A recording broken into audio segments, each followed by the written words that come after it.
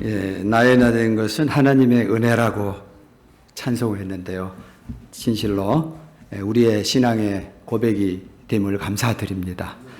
우리 한 분 한 분 얼굴들 바라보면서 우리 대전 소망교회 우리 성도님들의 또 문안 인사를 드립니다. 우리가 비록 몸은 떨어져 있을지라도 항상 함께 우리가 기도하고 있습니다. 그리스도 안에서 또 한 가족 되게 해주신 거 감사드립니다. 우리 여러분들 한 분 한 분 얼굴 보니까 다 낯익은 얼굴들인 것 같아요. 혹시 기도 중에 혹시 인사를 못하고 가신 분이 있더라도 여기서 여러분들께 또 인사 함께 나누기 원합니다. 저 모르는 분 없죠? 없죠? 우리 앞에 우리 장로님 옆에 계신 우리 분이 우리 사이십니까? 반갑습니다. 지난번에 결혼식에서 멀리서 이렇게 뵀는데 오늘 다시 한번 또 귀한 만남 주신 하나님께 감사드립니다. 제가 오늘 서울교회 좀 일찍 왔거든요. 와서 이제 3층에 딱 올라가니까 제 침샘을 자극하는 맛있는 냄새가 탁 나오더라고요. 그 김치찌개 냄새가 탁 나는데, 오늘 점심 메뉴가 기대가 되는 거 있죠. 오늘 여러분들 주님 전에 오실 때 하나님 말씀에 대한 목마른 마음, 기대하는 마음을 가지고 오늘 이 자리에 나오기를 축복합니다. 기대하는 마음, 사모하는 마음을 가지고 와야 하나님께서 그 심령 위에 만족함을 채워주실 것입니다. 그저 아무런 생각 없이 우리가 이 자리에 나오고 있다면은 빈손으로 그냥 돌아갈 수밖에 없을 것입니다. 오늘 야고보서에 있는 말씀을 통해서 함께 우리가 기도의 제목을 찾기를 원하는 말씀은 주님의 마음을 가진 자라는 말씀을 가지고 오늘 함께 기도의 제목을 함께 나누려고 합니다. 우리가 성경을 하나씩 찾아보면은 웃고 기쁘고 또 즐거운 이야기들이 많이 기록되어 있어요. 그렇지만 반대로 웃는 이야기보다도 우는 이야기, 울어야 된다, 통회해야 된다 하는 그런 말씀들이 성경에 더 많이 기록이 되어 있어요. 여러분들 항상 즐겁고 웃기를 원합니까? 아멘 소리가 별로 적네요. 그러기 위해서는요, 먼저 선행돼야 할 일이 있습니다. 먼저 울어야 합니다.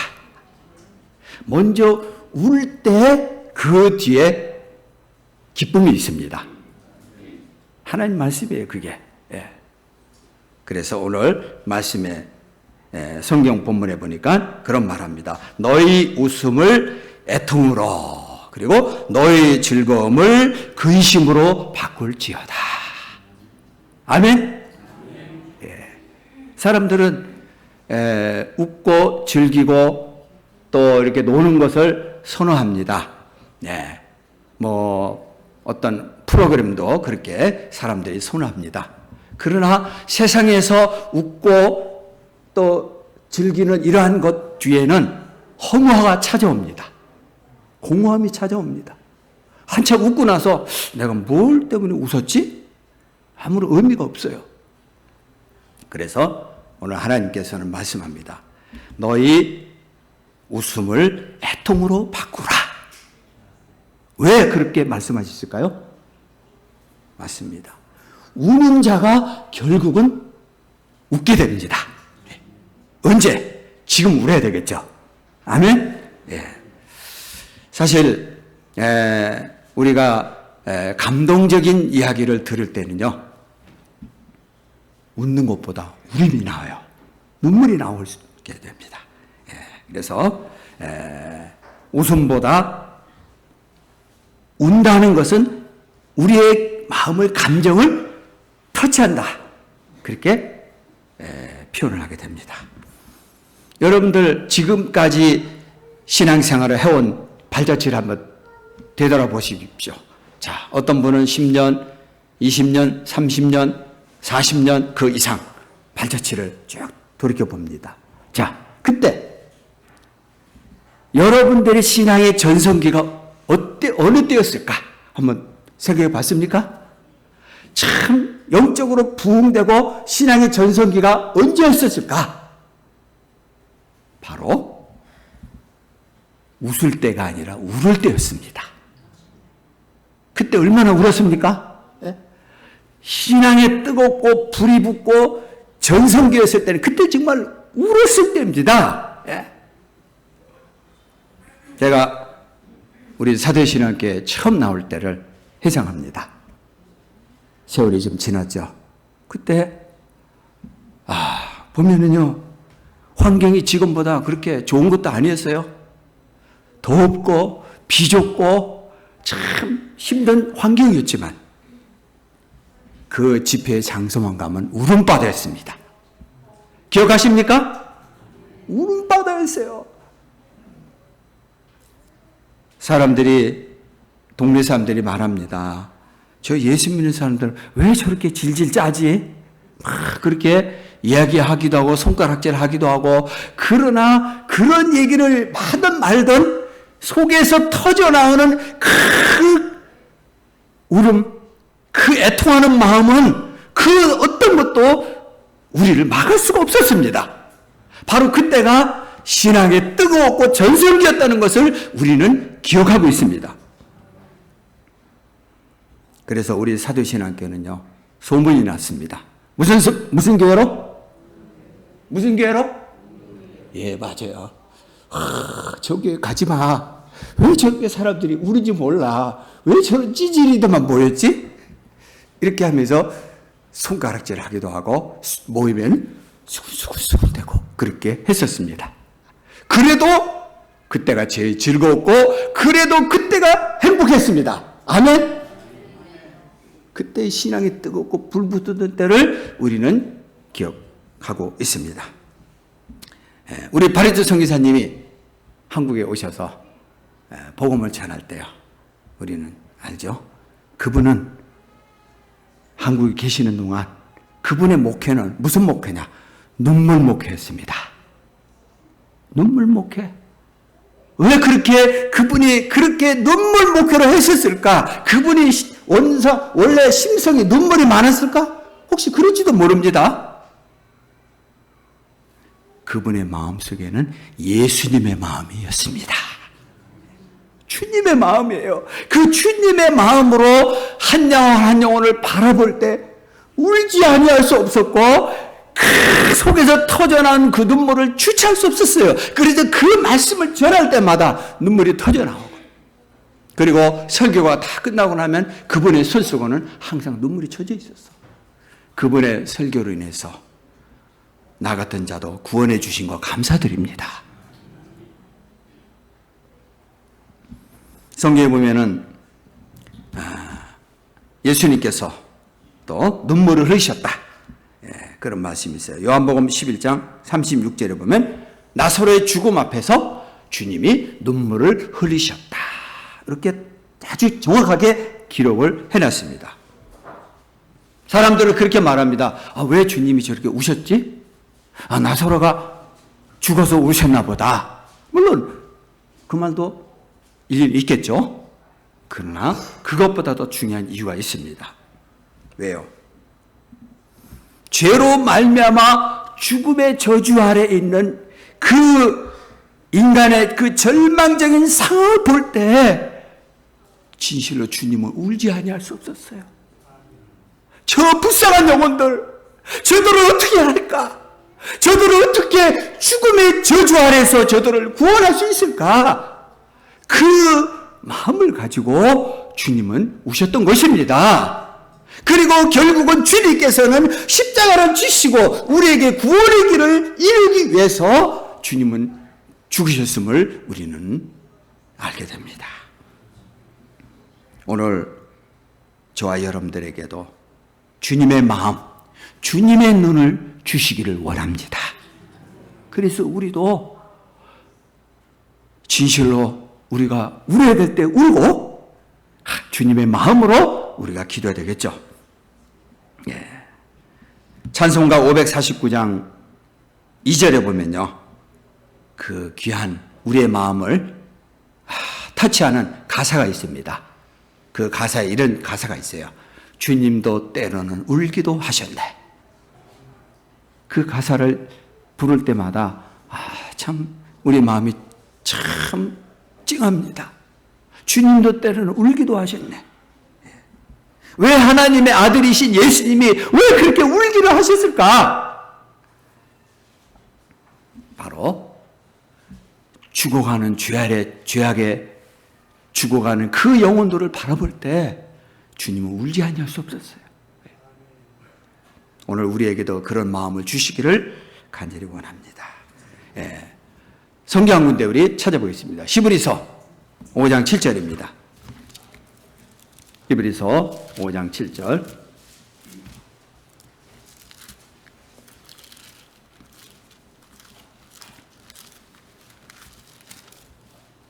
다 같이 함께 읽겠습니다. 히브리서 5장 7절입니다. 시작. 그는 육체에 계실 때 자기를 죽음에서 능히 구원하실 이에게 심한 통곡과 눈물로 간구와 소원을 올렸고 그의 경건하심으로 말미암아 들으심을 얻었느니라. 아멘. 이분은 말합니다. 주님은 그냥 우신 게 아니에요. 심한 통곡과 눈물을 흘렸다 말합니다. 이 기도는 어느 기도를 말하냐면 주님의 겟세마네 동산의 기도를 말합니다. 십자가를 앞에 두시고 심한 통곡과 눈물로 기도하셨던 예수님, 땀방울이 변하여 핏방울이 변하기까지 그렇게 간절히 예절히 처절히 기도하셨던 주님의 기도를 말합니다. 거기에 심한 통곡과 눈물로 간구와 소원을 드렸다, 이런 말씀을 했습니다. 맞습니다. 아버지께 나아가 그렇게 기도하신 것입니다. 우리의 영혼을 위해서, 우리를 구원하기 위해서 그렇게 기도하시던 것입니다. 사도행전 20장 31절에 사도 바울이 이런 말합니다. 그가 마지막 에베소 교회를 향해서 부탁한 말이 있습니다. 내가 눈물로 쉬지 않고 3년 동안 내가 눈물로 쉬지 않고 여러분들에게 말씀을 가르친 것을 기억하시기 원합니다. 그가 이제 에베소 교회를 향해서 그렇게 기도했던 그러한 말씀이 기록되어 있어요. 사도 바울도 한마디로 말하면 눈물의 목회였어요. 그가 3년 동안 쉬지 않고 그 성도들을 향해서 눈물로 간구하며 또 그들에게 복음을 전했다는 그 이야기였던 것을 우리가 볼 수가 있습니다. 진실로 이처럼 하나님 앞에 드리는 애통하는 마음, 간구하는 마음이 얼마나 귀한 것인가를 우리에게 보여주고 있습니다. 우리 예수님께서도 이런 말씀하셨죠. 애통하는 자는 복이 있나니 저희가 위로를 받을 것이다 말씀을 했습니다. 맞습니다. 여기 애통이 뭘까요? 그러면 여기서 애통이라는 말이 무슨 말일까? 살펴보기를 원합니다. 무슨 좋지 않은 일이 일어나서 애통하는 것인가? 아니면 내 하는 사업이 실패해서 애통하는 것인가? 여기서 말하는 애통이라는 것은 그런 애통을 말하는 게 아닙니다. 영적인 애통을 말하는 것입니다. 죄로 말미암아 죄를 아파하고 그 죄로 망할 수밖에 없는 하나님 앞에 쏟아드릴 수 있는 그 영적인 애통, 바로 그런 애통을 말합니다. 그래서 그런 애통을 가지고 하나님 앞에 드릴 때 하나님의 위로가 있음을 믿습니다. 우리는 그런 위로를 원합니다. 사람들이 하루하루를 힘들게 살아가고 있어요. 정말 하루하루를 참 어렵게 살아갑니다. 우리가 볼 때 참 마음이 어느 때는 왜 저렇게 힘들게 살아갈까? 어떻게 저렇게 도와주실까? 그런 마음을 가질 때가 있습니다. 왜 우리가 그런 삶을 살아갈까요?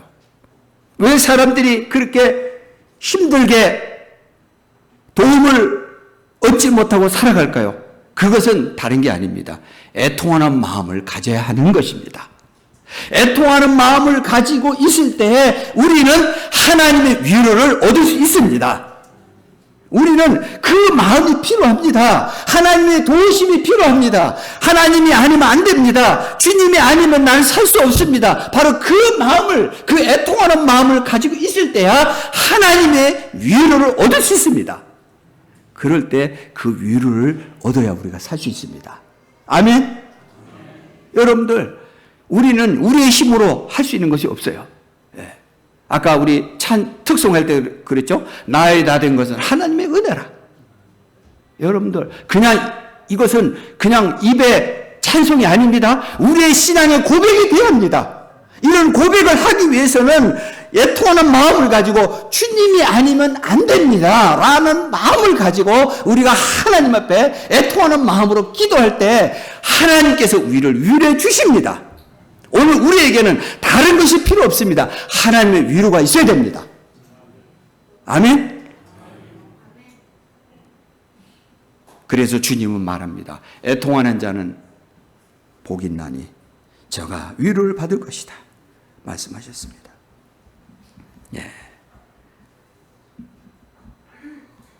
사람들은 그런 하늘의 위로를 얻지 못하기 때문에 거짓된 평안을 가지고 자기를 위장합니다. 자기를 감추려고 합니다.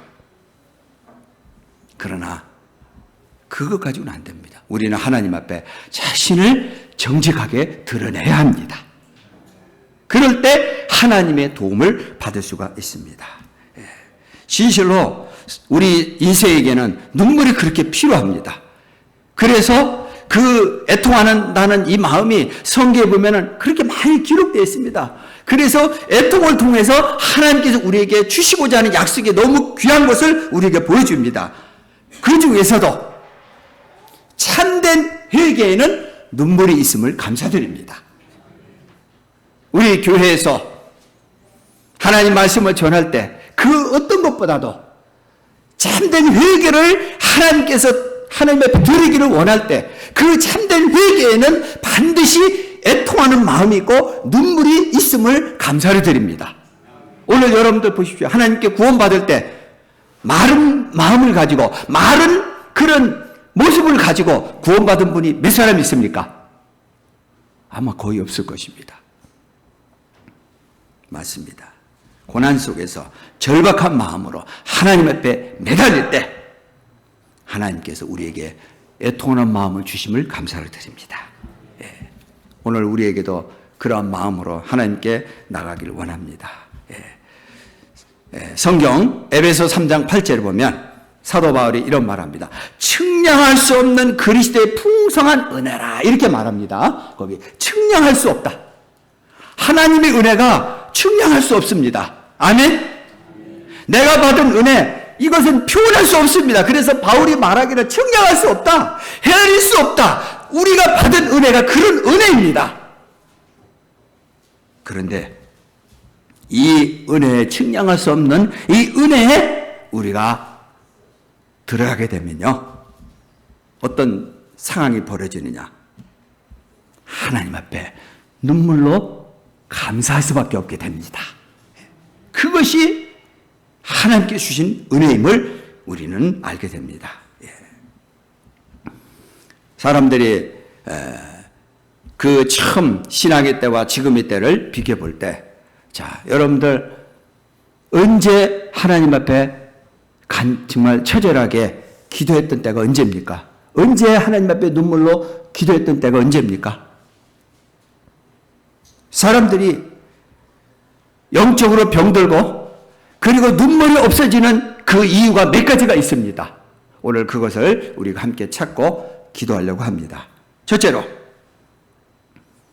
신앙이 추상적인 신앙 가운데서 머리로 하는 신앙으로 머물러 있으면은 사람들이 눈물을 찾아보기 어렵습니다.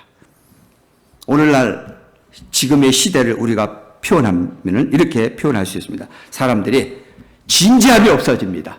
하나님 앞에 예배 드리는 모습도 진지한 모습을 보일 수가 없어요. 그리고 모든 것이 신앙에 가벼움이 있고 피상적이고 깊이가 없어요.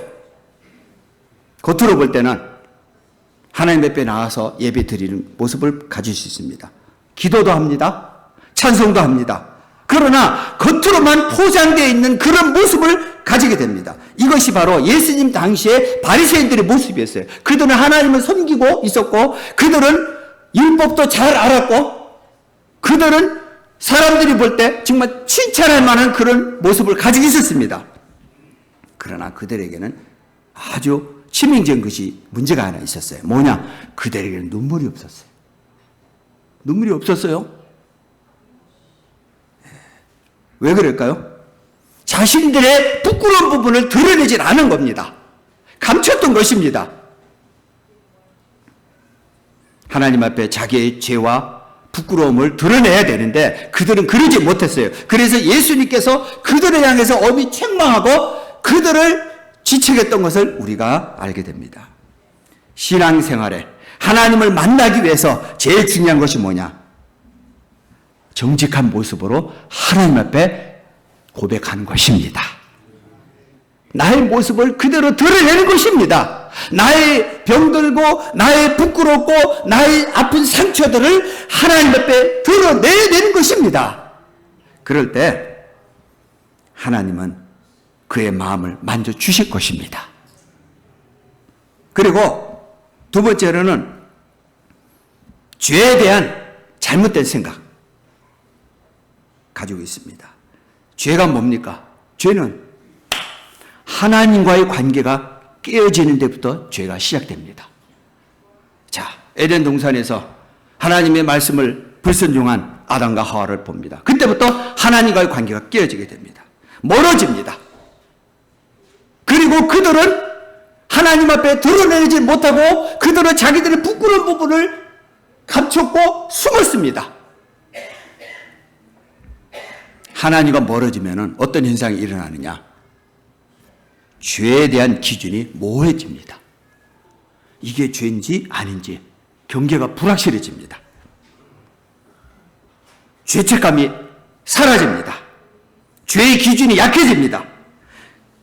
그러다 보니까 하나님 앞에 회개해야 될 것을 회개하지 못하고 오히려 자신을 감추는 그런 모습이 됩니다. 자신의 모습을 보지 못합니다. 오늘 하나님께서 우리의 부족한 부분, 우리의 죄에 있는 잘못된 부분이 있다면 그것을 오늘 하나님께서 우리에게 보여주시기를 원합니다. 오늘 우리 중에 아직 구원받지 못한 분이 계십니까? 그러면 오늘 하나님께서 우리의 그런 부분들을 보여주시고 그리고 우리의 부끄러운 부분을 감추지 말고 하나님 앞에 드러낼 수 있는 그러한 은혜를 주시기를 원합니다. 하나님 그걸 원하십니다. 죄는 우리의 눈을 가립니다. 자기의 부끄러운 부분을 보지 못하게 합니다. 마귀가 그렇게 합니다. 죄를 감추려고 합니다. 그럴 때 사람들은 애통하는 마음을 가지지 못합니다. 그리고 죄로 인해서 사람들의 마음이 굳어지고 둔해져 버립니다. 우리가 성찬식을 할 때도 전에 같으면 눈물, 콧물, 정말 찬양을 부를 때도 하나님 앞에 눈물로 찬양할 수 없는 그런 마음을 가지게 됩니다. 기도하는 자리에도 우리가 애틋함으로 하나님 앞에 기도하는 마음이 나오질 않습니다. 왜 그럴까요? 마음이 굳어지면 그렇습니다. 절대로 우리의 마음이 굳어지지 말아야 됩니다.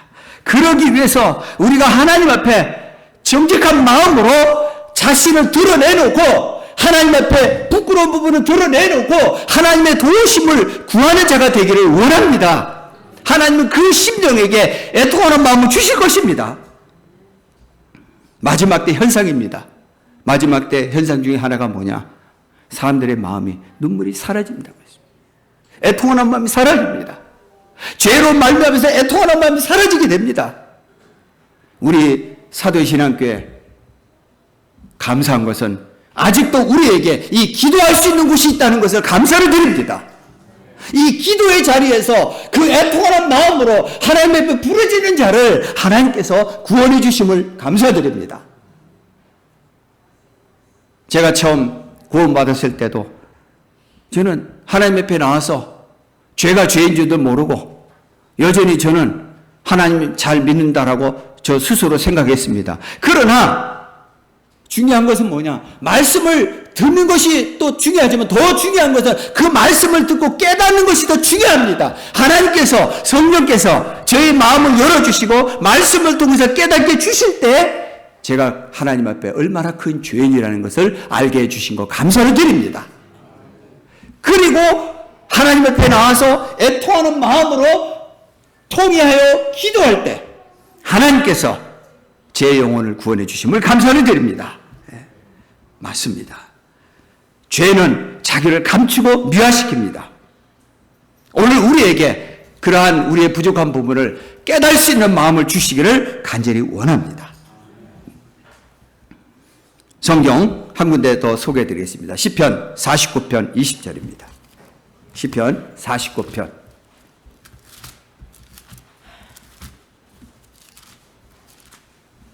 20절.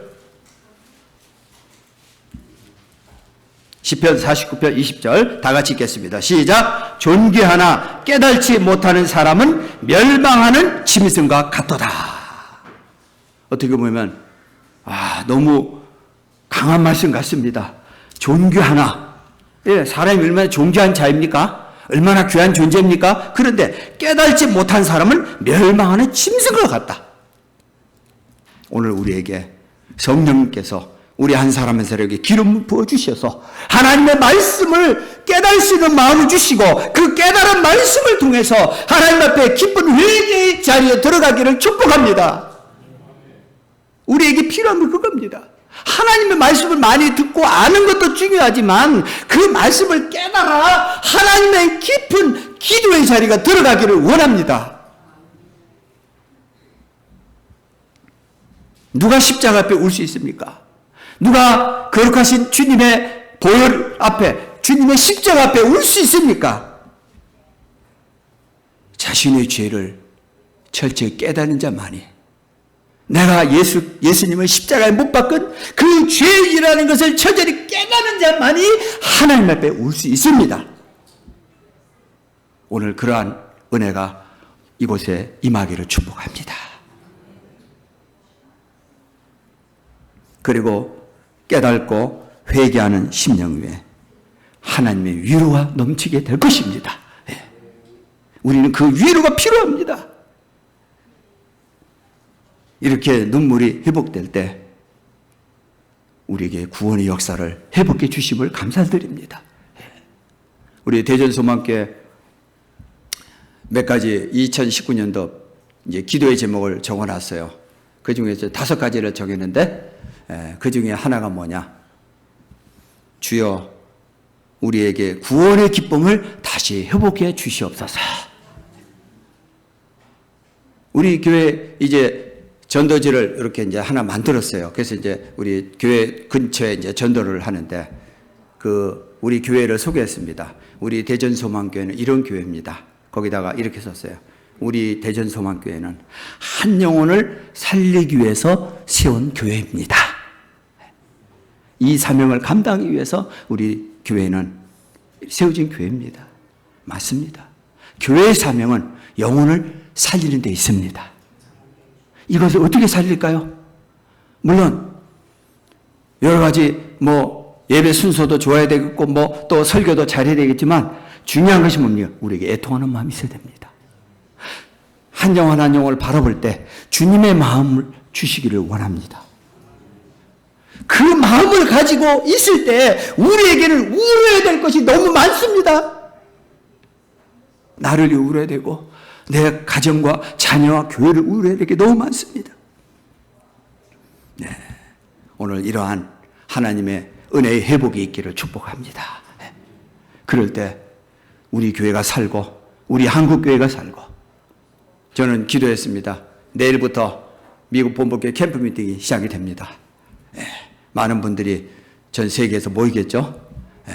물론 거기 자리에 참여하면 좋겠지만 갈 수 없지만 그렇게 기도했습니다. 하나님, 그곳에 나리는 성령님의 그 큰 은혜의 부스러기라도 우리에게 내려주시기를 원합니다.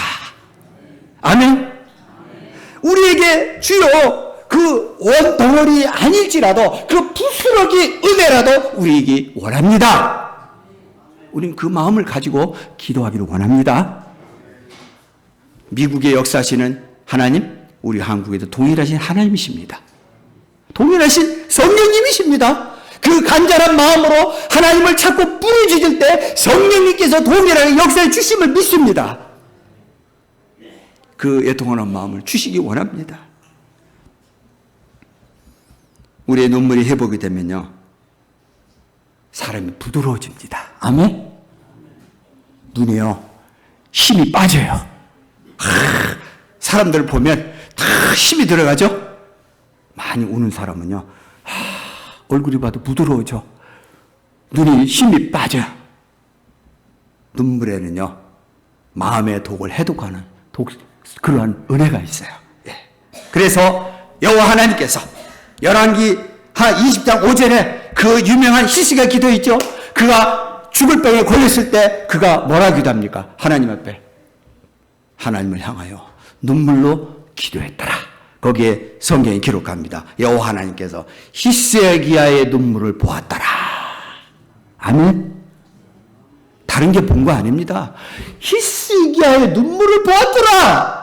오늘 우리 한 사람 한 사람 여러분들의 눈물을 보시는 여호와 하나님, 그 하나님께서 우리의 영혼을 다시 솟게 하는 역사가 있기를 축복합니다.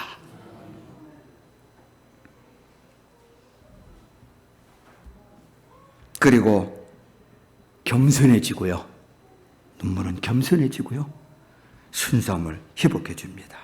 맞습니다. 우리의 이 기도의 자리가 바로 그런 자리가 되기를 간절히 원합니다. 은혜는 높은 곳에서 낮은 곳으로 흐릅니다. 자, 주님께서 씨 뿌리는 비유를 말씀하시면서, 자, 옥토와 같은 씨에 대해서, 자, 30배, 60배, 100배의 결실을 말씀하셨습니다. 자, 이것이 그냥 되는 게 아닙니다. 내 영혼이 촉촉히 적셔 있을 때, 내 심령이 하나님의 말씀과 은혜로 적셔 있을 때 놀라운 열매가 거두게 되는 줄로 믿습니다.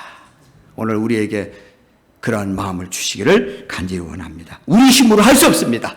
우리의 힘으로 기도할 수 없습니다. 아멘입니까? 기도 중에 왜 기도가 힘들까요? 예, 맞습니다. 어떤 분이 말합니다. 기도는 최대의 노동이라고 합니다. 맞습니다. 기도는 노동입니다. 정말 힘든 겁니다. 세상에 기도만큼 힘든 게 없습니다. 그럼 왜 기도가 그렇게 힘들까요? 왜 도대체 기도가 힘들까? 이유가 하나입니다. 입술의 기도를 하면 안 됩니다. 입술로 하는 기도는 생짜박이 기도입니다. 그 기도는 할 수 없습니다. 입술로 하기 때문에 힘든 겁니다. 이 말로만. 오늘 하나님께서 내 영혼의 마음을 열어주셔서 입의 기도가 아니라 내 속에서 터져나오는 그런 뜨겁고 간절한 그런 기도가 있기를 원합니다. 마지막 성경 읽고 기도하겠습니다. 시편 51편입니다.